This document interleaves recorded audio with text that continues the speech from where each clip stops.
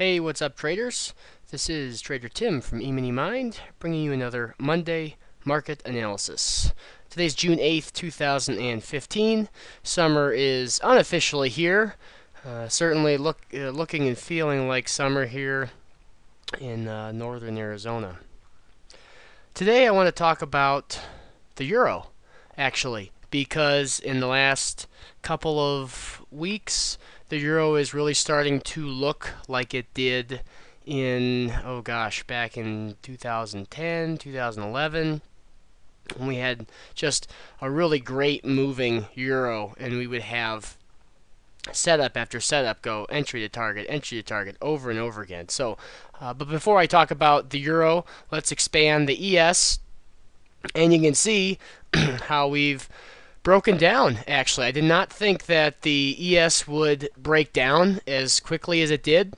You can see that we have a little bit of a wedge formation here, and this is kind of what was forming, and with the 50% retracement long below us at 2095s, I was pretty confident that the markets would push higher, expecting that with this support below us, with the recent move to new highs, I really expected us to drift higher because the target also lined up with that 2150s. So that ensuing move did not happen.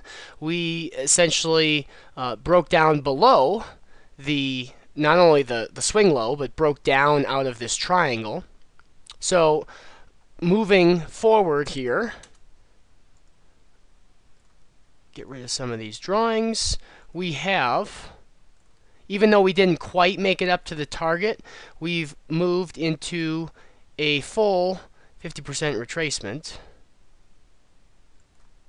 from lows to highs. So we will see if this 2083s will hold. We touched it yesterday nice and cleanly. Yesterday, and then today broke through, so Friday, and then Monday, today we broke down and traded into it. So 2071s is really going to be the line in the sand, and more notably, this prior swing low at 2057s. Very, very, very important level. If we break that, we're coming down to retest the 2039s again, and if we break the swing low down here at 2033s, then gosh, look out below, because those are two very strong support levels, especially back here at 2033. So let's see if we can get some support, some more buyers coming in at this 2083 level, and to push us higher, I'll look for a reaction at the opposing. So if we bounce, I'd look for a reaction at 2105s and kind of expect us to maybe trade sideways in this range before breaking out one way or another. So that's kind of what's going on in the bigger picture in ES. Still bullish, still nice trending upward trend here over the course of the year. So we'll keep an eye on the ES, and I'll leave that trend line there. Still a lot of great setups intraday. If we look quickly at the volatility index as my profit charts load,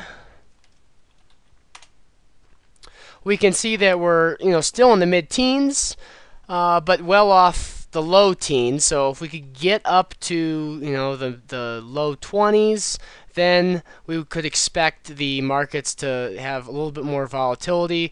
Still getting some nice ranges on the day in these moves here. So there are a lot of trade setups to be had.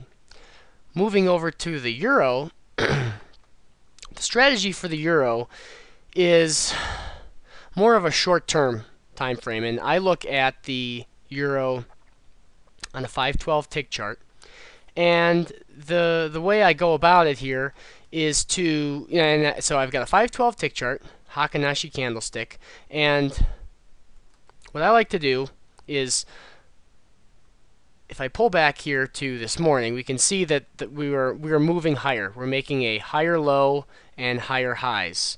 Well, once we have this little pullback where we have a setup trade down to its target, which, because the market is moving higher, I'm not looking to take this short. I'm just noting it on my chart. And what I'm looking for is this break right here. The market to fail at 61.8, the short, because the trend for the day is so far is up.